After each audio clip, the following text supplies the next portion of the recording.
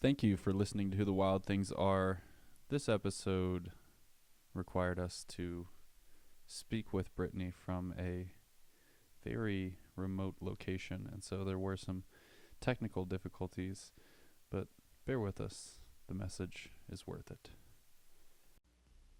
Who the Wild Things Are with Ryan McGuire. You gotta listen to your body. Oh my God, maybe, I could get out there, I could do this. Let's take a ride, find your wild side, real stories, see with your own eyes. It's so beautiful. I'm gonna have the best time out here. I was in tears. I was just like, that's the best, man. Welcome back to Who the Wild Things Are. My name is Ryan McGuire, and I'm here to bring you conversations with the most wild folks on the planet. If you're enjoying the podcast, please leave us a rating and review on your podcast platform of choice. And if you enjoyed the episode, share it with a friend. Appreciate you guys. Let's get it going. Okay, we are live. Welcome back to Who the Wild Things Are, and I'm here with Brittany Konsella. Brittany, thank you so much for joining and battling through any technical difficulties. I appreciate it. Yeah, like I was mentioning, the first time I heard about your story was on the Adventure Sports podcast, and I was instantly extremely jealous of you because you tackled something extremely gnarly that I've only dreamed of, which is skiing all of the 14ers in Colorado.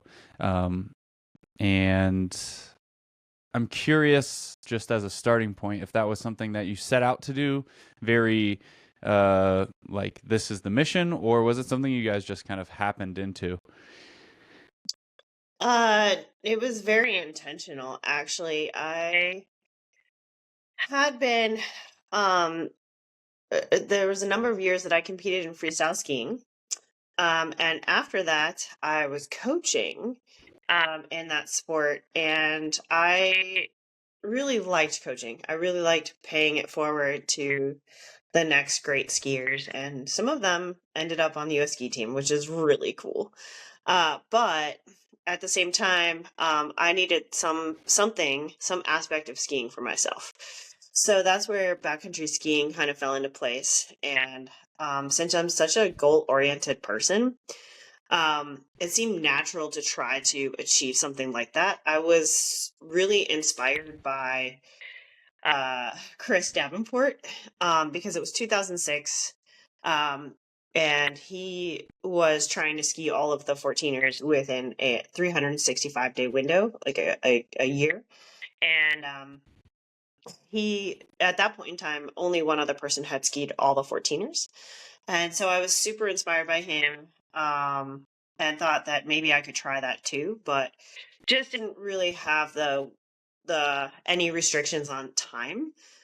Just as long as, I was willing to take as long as it needed to take to get the project done. But I was just looking for a goal to accomplish for myself, and that fit the bill.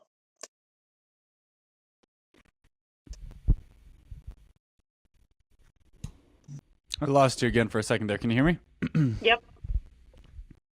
Okay, great. So you guys set out to do this, and what were the initial steps, right? Like, as a skier, you have kind of the downhill, the finesse part, but I imagine the uphill part was something that you had to develop, right? There's kind of the aerobic engine, and then there's also like the technical mountaineering side.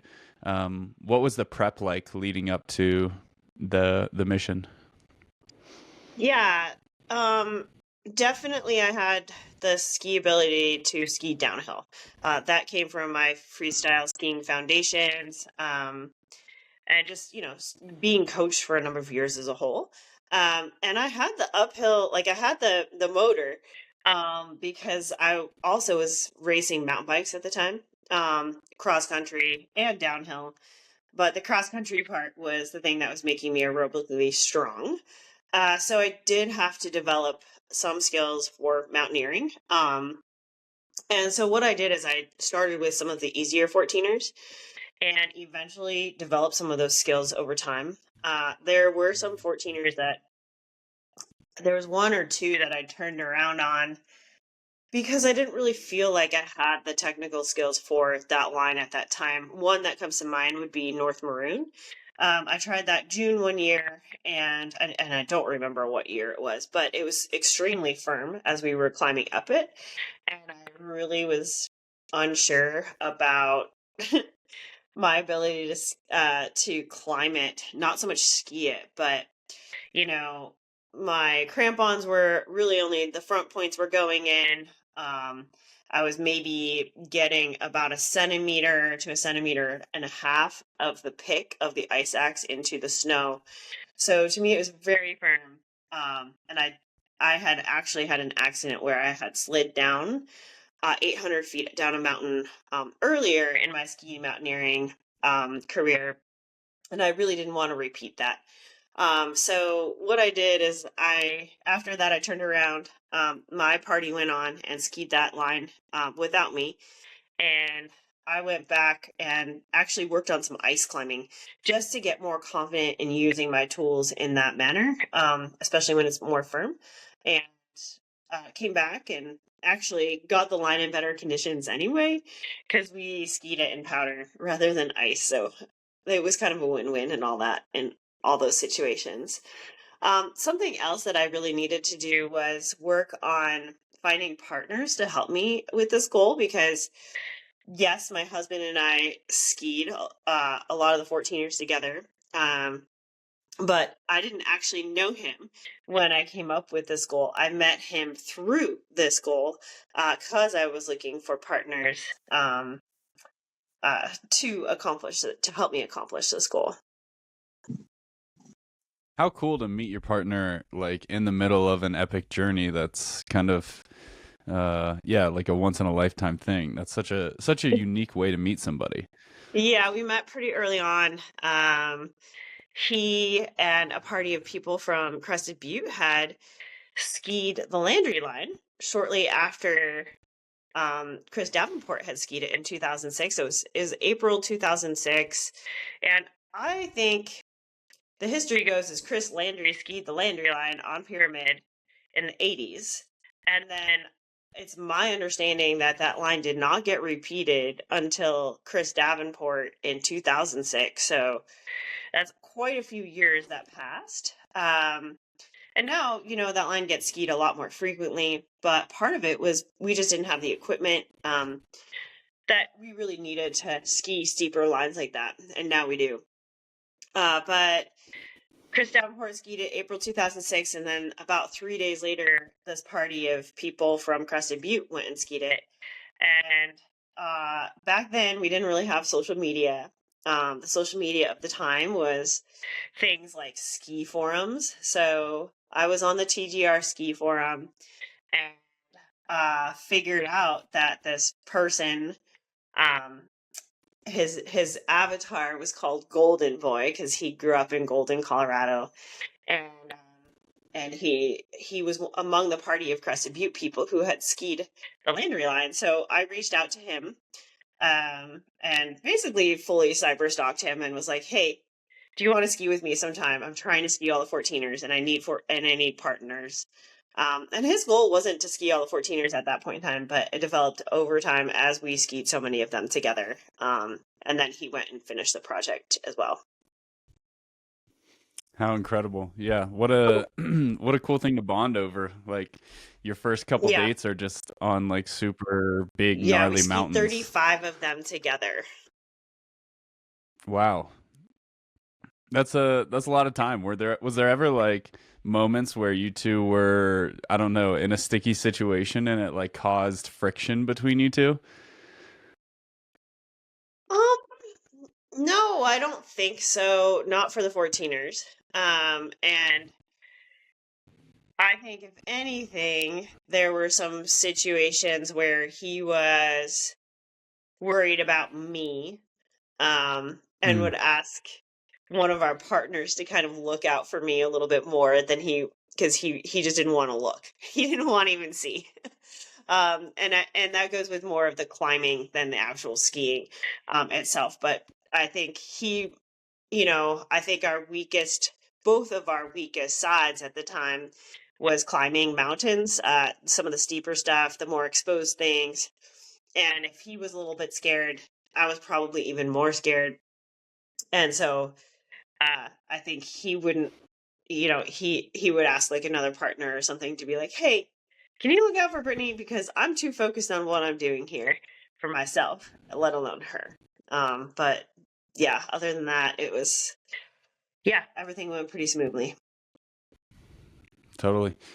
So for folks that are kind of unfamiliar or just lightly familiar with the practice, what we're talking about is climbing to the top of a 14,000 foot peak while it's still covered in snow and skiing down it. And sometimes it's done in the winter, but most of the time it's done in spring, right? Once the snowpack has kind of settled in and the avalanche danger becomes lower. How do you guys think about avalanche risk, and what is your process when assessing a mountain? Let's say this weekend the goal is to do Little Bear Peak. What steps do you take to say, okay, is this a go? Well, things have improved on that level over time. We have so many more resources available. But, at the time, we would, of course, try to check the Colorado Avalanche Information Center, check the avalanche danger if they were still producing forecasts, which they sometimes stop doing that in spring, like late spring. And especially back then, their forecast didn't go as late in the year as they do now. And also their forecasting used to be just 3 zones, and now it's developed into a whole lot more zones. Now they have their dynamic zones, so their zones are always changing. And so with that, they're hoping that the forecasts are more accurate because they are lumping places that have similar avalanche problems together. So we would check the forecasts. Now the CIC often produce an anticipated forecast for the next day. At the time, they didn't do that either. So we were just getting the current day's forecast and trying to look at what was going on with the weather and anticipate whether we thought that the avalanche conditions would improve or not. I would say that Frank and I were really of the mindset that like we wanted to set ourselves up for success. So if we had a challenging line, and especially one we had to travel pretty far for, we would wait very patiently for a good weather window and good avalanche conditions to get to that line and hopefully ensure that we could actually go and ski it. The human factor is very real when you're trying to bag summits, and so we didn't want to put ourselves in a situation, or we really tried to minimize the chances of our situation of getting to a line, having to be quite committed to that line due to how much time we took to travel there and like go to ski it. Some of them take a long time to get to, like to hike or climb or skin or whatever you're doing to access that line. And we didn't want to face the human factor of like, oh, we're here, conditions are a little sketchy, but we're going to keep going because we're very committed to this line right now. So we tried to minimize that as much as possible. And I can't say we always did that, but we did a pretty good job of it. Now it's a lot easier to do because I think the CIC forecasts are more accurate. The weather forecasts are more accurate. There's just so many more resources that help you with that now that we were kind of really just trying to, at the time it was really just the beginning of getting those resources in a digital platform. And now it's like very fluid and easy to do compared to what it was back in like 2006 to 2011. Totally. Yeah, we use the CAIC website every time we go out, and it's amazing how user-friendly they've made it because it's a pretty complex topic. There's a lot of moving parts. There's a lot of systems that have to be understood, but they've done a really good job of making it like user friendly. So yeah, I think we're pretty lucky to have that at this point in time. Absolutely. Yep. Did you guys have any close calls with avalanches? I'm trying to think. I don't think we had any close calls with avalanches on any of the 14ers. Uh, I and we very rarely turned around due to conditions due to avalanches. I think there's maybe one Handy's Peak the first time we tried to ski that. We tried that earlier in the season, maybe more like February or March, and conditions were just like not quite ready for that line. So I know we ended up going back in May one year and skiing it instead. But for the most part, no, I think we did a pretty good job of anticipating conditions that were favorable to us. It wasn't that hard to do when you had like 54 of them to pick and choose from. Some of the lines are more forgiving than others, maybe a little less steep, or offer some less consequential terrain that maybe you don't have to worry about avalanches as much. But then I think I skied all but 9 of them within like 3 seasons, and then the 2 remaining seasons I had to I spent skiing 9 of them, and that was kind of hard because since I only had 9 of them left, I was really kind of waiting for the right conditions window to hit those, and so that was harder to do because it made it more limited, less choices to choose from. Totally. So then you're like kind of caught in these like waiting patterns, right? Because you could go ski something else, but you've already skied that. So do I sit here and like kind of wait and stay ready to get up this mountain whenever the weather window comes, or do I go ski something else? Yeah, it's an interesting holding pattern. That's exactly where we were, and it got to be pretty frustrating towards the end, I would say. Just wait, I'd be like, gosh, like when can I ski this? Pyramid Peak was one of my last ones, and like waiting for the right window for that was super frustrating for me at the time. But once I got to ski it, it was worth the wait. I mean, it was definitely hands down my favorite 14er to ski. Hmm. Wow. Is that because of the kind of difficulty and like overcoming it, or is it more just because of the skiing quality? Both. I mean, it's definitely a challenging peak. Like the climb is a little challenging. The ski is definitely challenging. Rolling into it off the summit, it's kind of a hard rollover into the line. Super committing, super exposed. Ranging in the 55-degree slope angle near the top, and and and you're dropping down. Most people don't climb the lander line, although some people do. But we chose to kind of go up more the summer route, and then drop down into the landing line just to minimize our exposure on that line itself. And that always ends up being a little bit more committing when you don't climb what you ski. Uh, and yeah, and the quality of skiing, it's like about 4,000 feet from the summit to the valley floor. And it's a pretty sustained steepness, going from like 55 degrees to about 35 degrees. And so, yeah, it continually mellows out, like gets less and less steep as you continue down, and it goes from scary steep to what I call just like fun steep for a long ways. But it's such a good line, and to have a 4,000-foot line in Colorado like that there aren't very many of those. It's amazing. So, how long did it take in total to get all of what is it? What is it? 56 peaks or something? It depends on how you count. There's all these rules and things like that. Some people say 54, some people say 58. We went with the 54. And it took me 5 years. I started in 2006. I finished in 2011. And there was actually a year, if you count all those seasons, it's actually 6 seasons of skiing. But one season I had to sit out because I tore my ACL in February that year. and I hadn't skied any 14ers up to that February.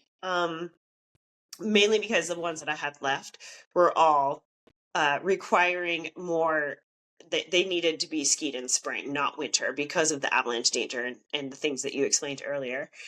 But yeah, so I missed that entire season of 14ers because I tore my ACL and had to come back the following season and start back at it.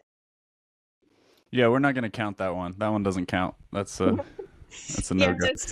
so it's technically like 6 seasons, 5 years, but really I did it in 5 ski seasons because of the missing the one because of the ACL. So yeah, it was kind of a bummer. But I've torn my ACL 3 times now, so I'm getting to Whoa. getting used to it. Did all those happen during like ski things? Yeah, most of them happened while I was trying to jump and landed the jump incorrectly. So, yeah, I have, as a result, I just really don't jump much anymore because it's not worth it to me. I'm running out of parts to replace my ACL with. Yeah, they're taking them from all over different body parts. Yeah. So you said that pyramid was your favorite. I'm curious, as a Coloradoan myself, I admittedly have only done one 14er and or one ski 14er. I think I've maybe hiked like 20. But I'm curious which one is the hardest in your opinion so I guess background for people, there's backcountry skiing or skinning as some people call it, touring, where you're kind of walking up the mountain on your skis, and then somewhere there's this line where it turns into like ski mountaineering, right? And you've got to like kind of use more mountaineering gear, and as the difficulty goes up, maybe incorporating ropes, ice tools, crampons, more like mountaineering type stuff. And I'm curious which one you thought was the hardest or most technical from a mountaineering standpoint. Yeah. I think most people would agree that Capitol Peak is the hardest one, especially from a technical standpoint. Um, to my knowledge, I don't believe that that peak has been skied in a continuous manner, meaning that nobody has made it like from the summit over 1,000 feet down without having to either take off their skis or, well, without having to take off their skis in some way. So there are a few different routes on that. The one that we took and that my husband helped to develop was called the secret chute route. And so you kind of follow along the face and then drop into this chute. But the chute is not really skiable itself because it's too narrow. So it requires a rappel that starts just above the chute, and you're basically rappelling down the entire chute. And then you can get on skis at the bottom of the chute. And at the time when I skied it, lines change over time from season to season. And we required an entire rope length of rappel, so 60 meters of rappel, I believe. So it's pretty long rappel. I know Davenport and Beitelman, they skied. They did not do a rappel, but they ended up skiing a face just a little bit lookers left of where we were, and then ended up like taking off their skis and doing a sideways left traverse, kind of an upward traverse, booting, and then continuing to ski down something else along that line. That was a very exposed traverse that they did over a cliff band, and very difficult. And I don't think that that's the way a lot of people ski it, because that's just a lot of exposure and a lot of risk. Going through the secret chute there's also some risk exposed with that, but it's a little bit less riskier. There's just less things that can go wrong in a more confined space. So yeah, and I know that there's other ways that it has been skied, and right now, like the exact details of those lines have escaped me, but I know all of them have required down climbing or traversing or multiple rappels in some way, shape, or form. So nobody has skied it continuously. So I think most people would say that that's the most difficult line. And I would say for me, that was certainly the most difficult. As I mentioned before, lines change from season to season. And I know people skied it in easier conditions than I had it. The year that I skied it, it was 2000, I think it was 2010.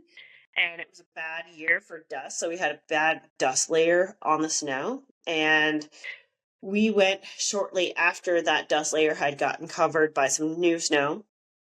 And so we were constantly having to manage the new snow over the old snow on the dust interface because it kept kind of just like peeling right off. And so it wasn't a lot of new snow, but it was when you are skiing something or climbing something that has a large cliff band just underneath you that if you fall, you're going to die.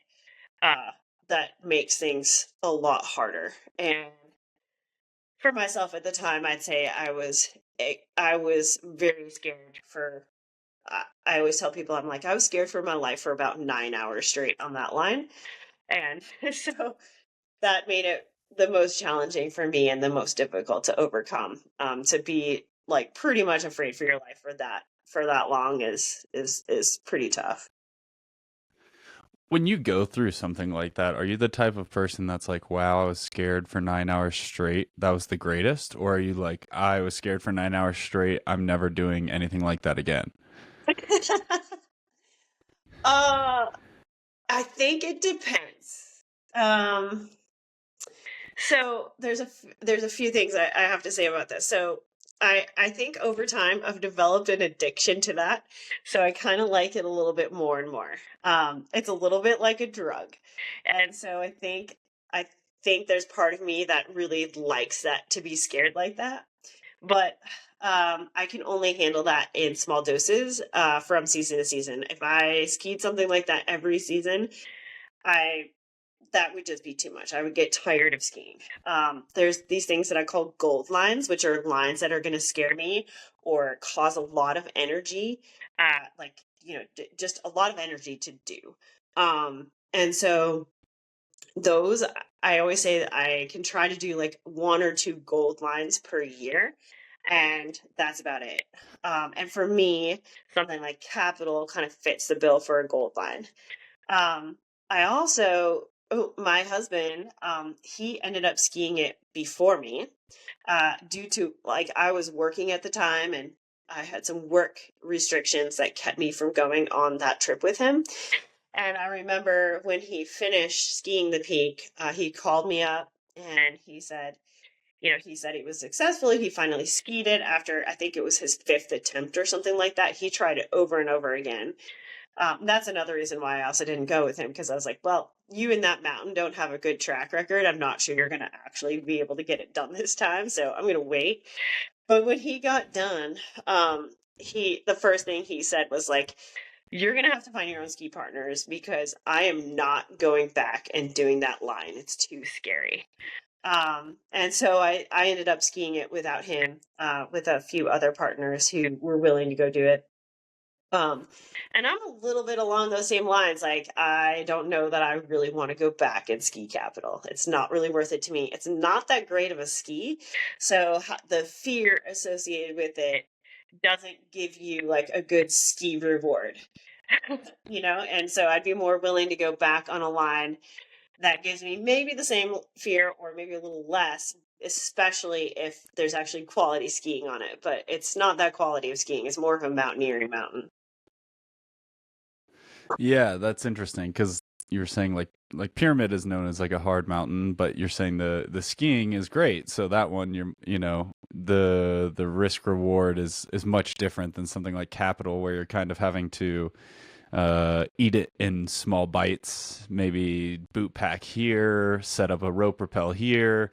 All the while you're kind of terrified for your life. There's not like this continuous flowing line that gives you the beauty and the awe that you were looking for when you got kind of into ski mountaineering.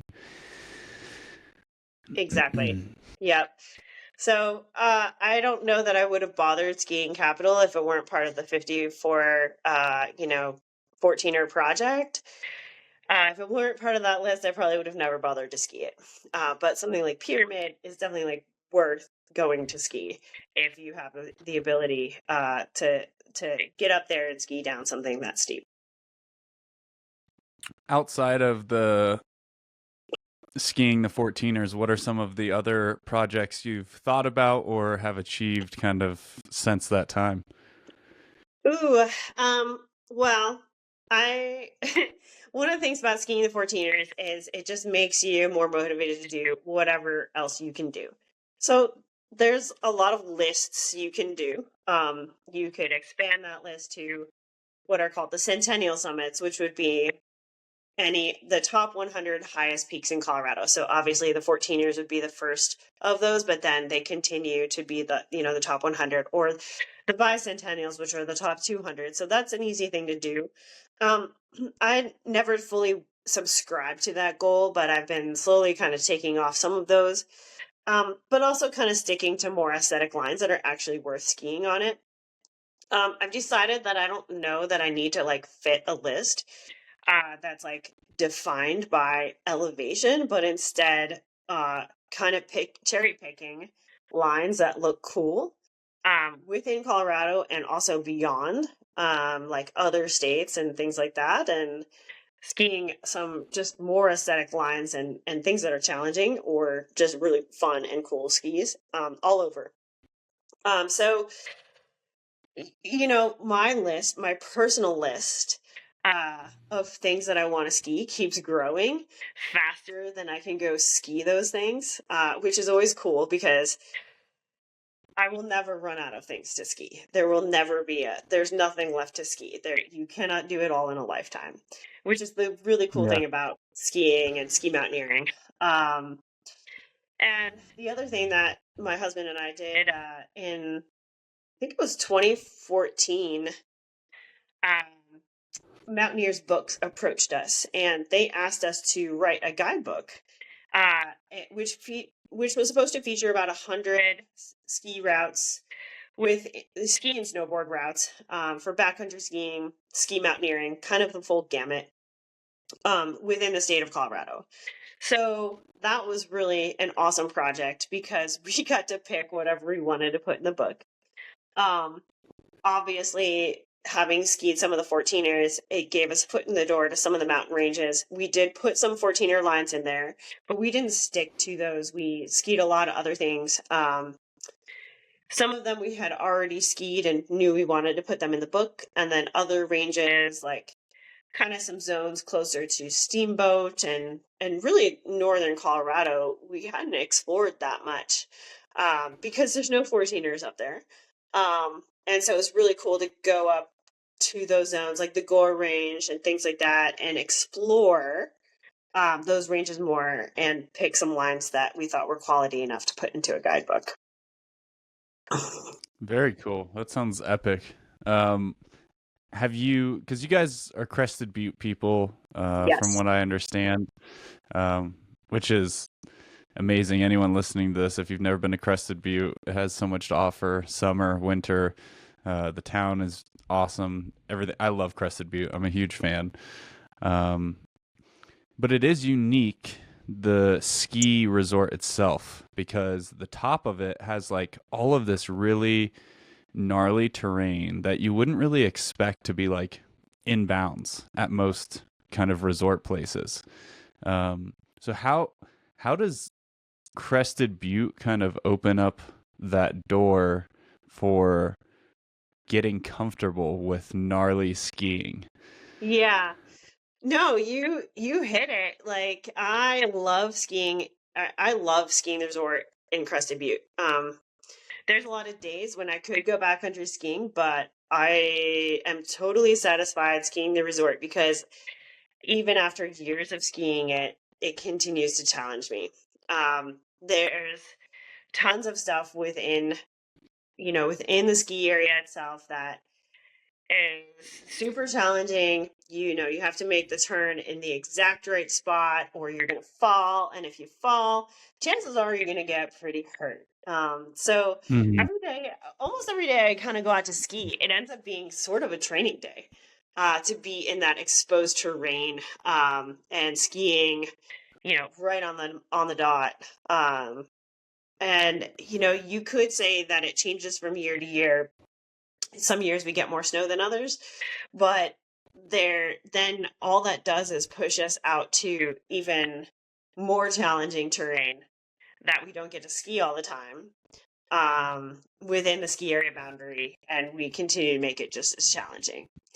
So coverage, in a good snow year, we may have more coverage, but we still find those areas that are rocky and exposed. And I always joke with people who come to visit Crested Butte because they're always like, you have so many rocks here, and I'm like, yeah, every ski that I have is a rock ski. And you got to learn to identify the soft rocks from the shark rocks, because the shark rocks are going to bite you, but the soft rocks will let you just ski right over them. Yeah, that's an interesting point. Like learning how to navigate, especially kind of in the backcountry, because you're skiing when a lot of stuff is melting off. So you're gonna hit dirt, you're gonna hit grass, you're gonna hit rocks. You just kind of got to learn to be kind of a all-terrain vehicle on your skis, which is kind of interesting. And I think the other interesting thing that maybe your typical resort skier doesn't understand is like the idea of like a no fall zone, right? When you're in a situation, you were talking about really steep 14ers earlier, and these it's not just Colorado, these mountains exist all over the world, from America to the Himalayas, but there's certain places where you have to ski on the dot, as you were saying. If you fall, you will die because there is no way to stop yourself, right? It is very high consequence skiing. And when you get to train somewhere like Crested Butte, maybe it's not a death fall, but it's a very serious situation. And you have to be super tuned in to what you're doing. It's not like skiing down a blue where you're just kind of flowing. It's ski, make a turn, find my next spot, make a turn, make sure that I'm not in harm's way. Where's my partner? And it's a very different style of skiing or snowboarding than, just kind of flowing down the mountain. Yeah, it's very technical and more oriented to ski mountaineering, I'd say, than most other mountains that I've been able to experience. And you're right, like there is a flow to it, but it's not as flowy as you see a lot of other styles of skiing be. So it's a little slower, more exact, more calculated. And you're trying to make the turn, a lot of times making the turns like in the exact right spot and maneuvering yourself to get there appropriately. So I really like it. I've been lucky to have lived there now since 2008. And we now live in a condo that's a ski in, ski out condo from the resort. So I'll go out and just ski there on my lunch breaks. Sometimes when I'm not skiing the backcountry, I'm usually skiing there. Yeah, what a lifestyle, huh? That's pretty cool. Yeah, pretty lucky. Have you thought about more like international skiing? I recently watched, I don't know if you've seen any of the stuff about like the Himalayas or Papsura, but there's kind of this wave of ski mountaineers trying to figure out what missions are worthwhile kind of in the Himalayas, and it is like multi-week, sometimes multi-month journeys to ski one line. Does that kind of skiing interest you? Yeah. International skiing is we have done a few different trips. Like we definitely went to Europe.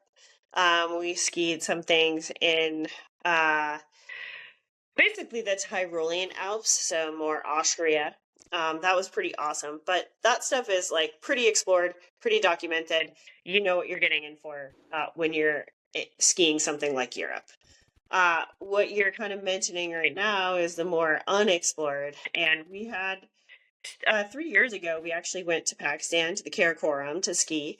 Uh, we really wanted that to be an exploratory mission, and in a lot of ways it was. But we also were a little bit kind of restricted from the start because we had some illness in our party. And basically somebody got a cold and came on the trip with the cold, and we were at a 16,000 foot base camp, and that sickness kind of spread to all of us. Meanwhile, we're traveling in a foreign country, so we're battling a lot of GI issues that a lot of people get in Pakistan, and we're also battling the fact that we're traveling between 16,000 feet and 20,000 feet every day, so that's like some pretty high altitude. So we're dealing with some altitude sickness as well. And so we had all this like kind of sickness that was just building up on us. And we did get to ski some things, but unfortunately, our trip got cut a little short because of all of this illness that we had. And when we got back to civilization, we realized that we all had COVID at the 16,000 foot camp. And so that was very difficult for us to be dealing with at that kind of altitude. And it made sense why none of us were really getting any better while we were up there. So I would like to really go back and explore that region more. I really enjoy the challenges of getting to an area, having to kind of figure it out and see what big goals you can accomplish. And sometimes that can't be done on like the first trip. I mean, a lot of these documentaries that happen, like somebody has gone and done some groundwork for these lines in the past, and then they go and like do the thing.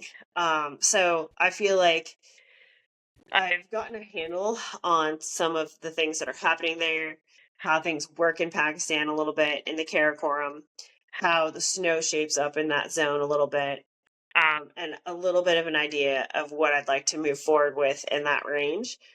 So yeah, one of my goals is to get back there and ski some more. That's epic. Yeah, I just wanted to double click on the COVID thing. It's probably hard for people to understand, right? Because altitude sickness is kind of this weird nebulous thing. You can't really describe it. You just kind of feel like crap. Your head hurts a little bit, and you don't realize necessarily that you have COVID. I was doing a speed attempt of the Colorado Trail, and I was getting full auditory hallucinations where I was hearing birds chirping in the middle of the day in the Alpine at like 13,000 feet, but like birds everywhere as if they were swirling my head. And I was like, what is happening right now? And then right after that, shortly, I got super sick and came down with COVID in the backcountry. But you just like aren't sure why everything is just off and you're not moving well and you're like in this malaise. And then, yeah, once you get down from altitude, you start to think a little more clearly and realize, oh, I'm actually sick. Like I have a virus. Yeah. I mean, it is kind of weird what things can happen to you in altitude, even when you're not at a super high altitude. Like Colorado has kind of high altitude, but it's not like super high. Right. And yeah, crazy things can happen. And then just with fatigue and things like that, the delusions are real. I remember when we were coming down off of Capitol, actually, it had been a very long day. It ended up being a 19-hour day for us. And we were finishing in the dark, and I remember the trail was partially marked with reflectors on the trees. And I remember thinking that the reflectors were people, like eyes, like people staring at me and like laughing at me. And I knew that wasn't the case, but like in my mind, I was just still thinking like, wow, all these people are staring at me as I'm like exiting this trail, and it's kind of really weird. So yeah, these things can happen. Yeah, it's very weird, and you can't really imagine it until you're in that situation. So tell me a little bit about what you've got going on now with teaching these ski mountaineering courses. What do those look like? And yeah, who's a good candidate for those? Oh yeah. So let me back up a little bit. Um, Almost 6 years ago, I was actually run over by a car. I don't know if you knew that, but I was run over by my own car. I ended up breaking my neck, like a tire ran over my neck, broke my neck, broke my femur, broke some other things. I had a stroke and an occlusion in my vertebral artery, among many other injuries that were significant, but like less minor, less life threatening. And so I was flight for life to the hospital in Denver, um, in Lakewood, actually, St. Anthony's Hospital. And I spent a week in the ICU and another week in the hospital itself and underwent 3 surgeries. I now have 5 vertebrae fused in my neck. They also had to fix my femur and put a rod in it for all practical purposes, which has now since been removed. So I don't have any metal in my leg, but I have plenty of metal still in my neck. But the main thing, the reason why I'm saying this is because when you go through an experience like that, it makes you realize, like, why am I still alive? Like, I should have died. Like, car tire ran over my neck. And so it made me realize that I am still on this planet because I haven't done the things that I'm meant to do here yet. And so since then, I've dug really deep, like, what are the things that I'm supposed to be doing? What am I supposed to be doing with my life? And I think a lot of people who go through these like life threatening experience the same thing. And so what came from that was I really feel like I should be giving back to the sport that has made me who I am. And that would be backcountry skiing and ski mountaineering. So I've slowly worked my way into the process of, I now teach avalanche courses and some ski mountaineering courses. I'm now starting to teach ski mountaineering courses in the Pacific Northwest. It's May right now, so that's kind of the time to do that up here. But I have taught ski mountaineering classes in Colorado. And so you bring up an interesting question, of what is a ski mountaineering course? What does it entail? And who are the right people for it? And I would say it kind of depends on where you are and what defines ski mountaineering. So in Colorado, a lot of times ski mountaineering is what you kind of described. You're booting up something, often using crampons, ice axes. You're usually trying to achieve some sort of steeper ski line. Sometimes it involves ropes, rappelling, things like that. So ski mountaineering courses in Colorado are focused on those skills.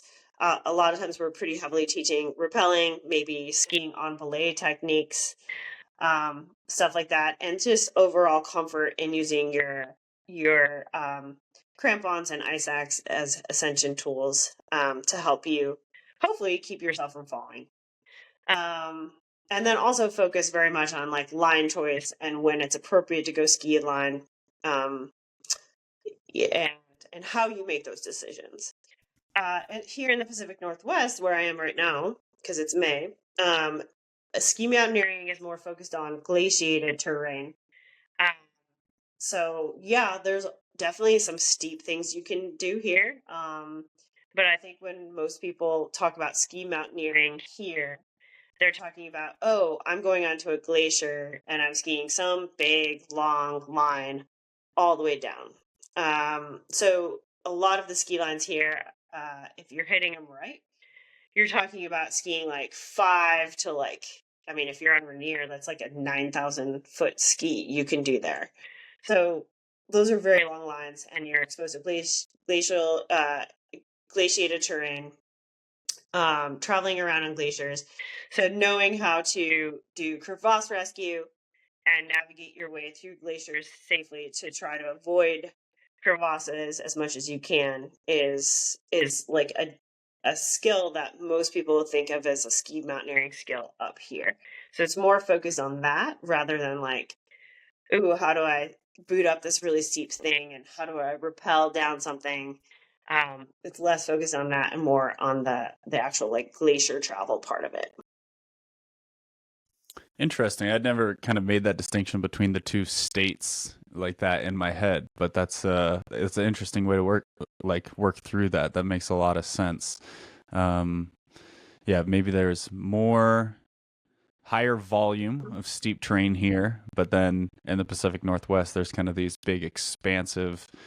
I don't know. Are they shield volcanoes? Is that what Rainier and Baker and those are? Like, is that how they started? I'm sorry, can you repeat the question? You cut out for a second. Oh, I was just wondering, like, what formation those are that made Baker and Rainier. I'm assuming they're like probably volcanoes, right? Because they're kind of like less steep but really long, drawn out peaks. Yeah, I don't exactly. know I for think, sure. yeah, most of the ski mountaineering here happens on the volcanoes. So Mount Volcanoes. Rainier, Mount Baker, Mount Hood, things like that are some of the ones that really come to mind on that.